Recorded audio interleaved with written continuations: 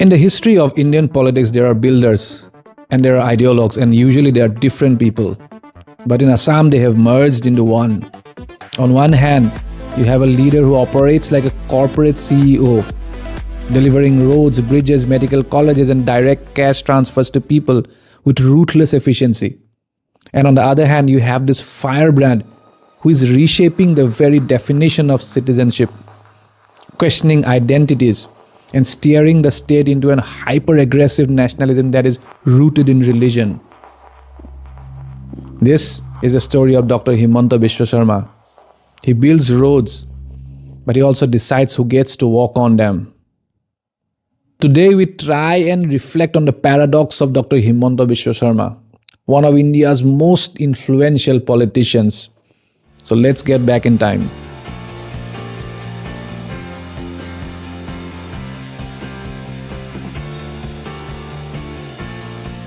To understand Himanta Biswa Sarma, you need to realize that unlike a Narendra Modi or a Yogi Adityanath, he wasn't groomed in an RSS Shakha. Born on February 1st, 1969 in Jorhat, he was forged in the fire of Assam movement of the 1980s. His political roots lie in the All Assam Students' Union. So his original ideology wasn't Hindu nationalism. It was Assamese sub-nationalism. He served as a prominent leader in the organization, gaining grassroots understanding of the Assamese psyche, and specifically the anxiety of demographic change regarding preservation of Jati, Mati and Bheti, identity, land and hurt. So during this period, he gained two important critical assets that became useful for his entire future.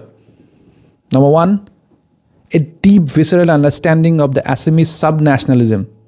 And number two, the ability to mobilize and gather people in the streets.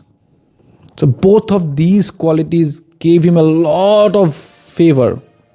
After becoming very, very active in student politics, Sharma's transition into the mainstream politics began in the year 2001 when he defeated Bhrigu Kumar Phukon, one of the stalwarts of Assam movement, and gained the Jalukbari constituency. It signaled that the arrival of a protagonist who can defeat his own mentors. He then joined the Indian National Congress and quickly became an indispensable lieutenant to then Chief Minister Tarun Gogoi. During the Congress years, Sharma crafted a reputation as a man of action. As a minister holding key portfolios like health, education and finance, he bypassed the notoriously lethargic bureaucracy of the state. So for 15 years, Sharma was the engine behind the dominance of the Congress party in Assam. He was the de facto chief minister. He was managing the finances, he was leading the political strategy. And when everything seemed this normal, there is a twist in the tale. Friction began when Mr. Tarun Gogoi started positioning his son Gaurav as his political successor. So Sharma, who believed that the administrative competence and electoral management entitled him for the top job, it is alleged he started a rebellion within the party. So when the Congress High Command sided with Gogoi, Himanta, after his rather infamous meeting with Rahul Gandhi that had taken the national media by storm back then, where he alleged that Rahul Gandhi was more preoccupied about feeding his dogs rather than discussing the issues, his exit from the Congress was almost inevitable. But Sharma's defection to BJP wasn't just a party switch. It was a strategic realignment, because he had taken with him the entire anti-foreigner rhetoric and had mixed it with the hyper-nationalism of the BJP. And there has been no looking back since. BJP conquered Assam, Himanta Biswa became its architect, and it catapulted him into one of India's most influential politicians of the modern times.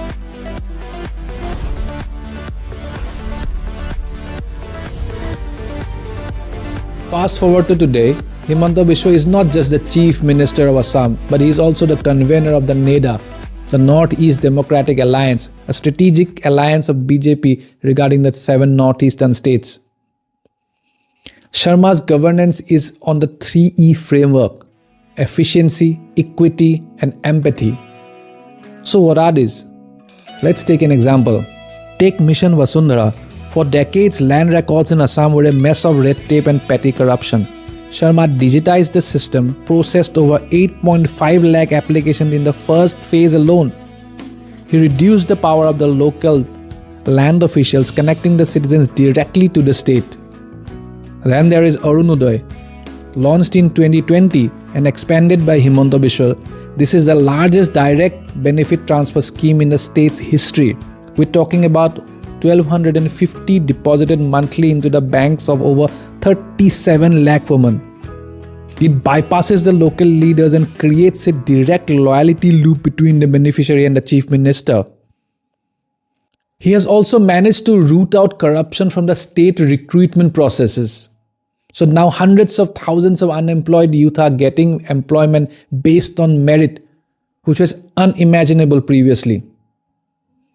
He's also pushing infrastructure aggressively, aiming for a medical college in every district and pushing Assam as the expressway to ASEAN, a crowning jewel, a 27,000 crore semiconductor facility by the Tata Group.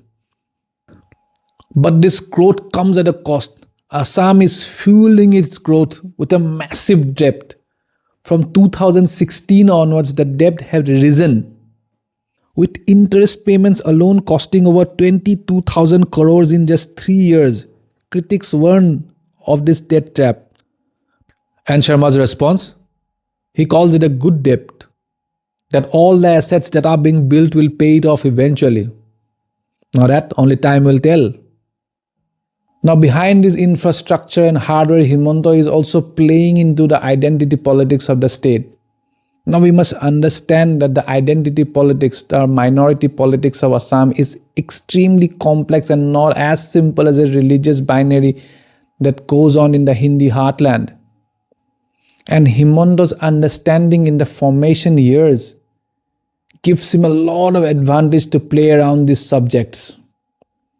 He has passed a Cattle Preservation Act which has banned beef transportation in Hindu areas. He has converted madrasas into locally run state schools. And he has led huge eviction drives into encroached lands of government, which the opposition alleges is being done to target the minority Muslim community. So where is this heading? Himanta Biswa is increasingly compared to Yogi Adityanath. But there are stark differences. So while Yogi is this monk, spiritual and blunt, Sharma is the technocrat, articulate, English-speaking and legalistic. He appeals to the urban middle class. He focuses on welfare architecture, investment, while Yogi focuses on law and order and cultural renaissance. And there is a huge difference between both of them. Himanta Biswa Sarma is arguably the most efficient administrator in the state of Assam seen for decades. But he is also this divisive figure, presiding over a fractured society where citizenship is contested and cultural identity is marred across ethnic lines. His effectiveness provides the cover for his controversies. The tangible benefits of Arunoday and the new highways insulate him from the backlash. For the BJP, he is the ultimate asset, a leader who can win elections, manage coalitions, deliver governance, and advance the ideological agenda, all simultaneously. Ultimately, Sharma's legacy will be defined by whether he can maintain this equilibrium or whether the fires of identity politics eventually consume the stability he claims to have built. But the question remains, can you build a state upon the fault lines of identity? What do you think? Please let me know in the comments. Thanks for watching.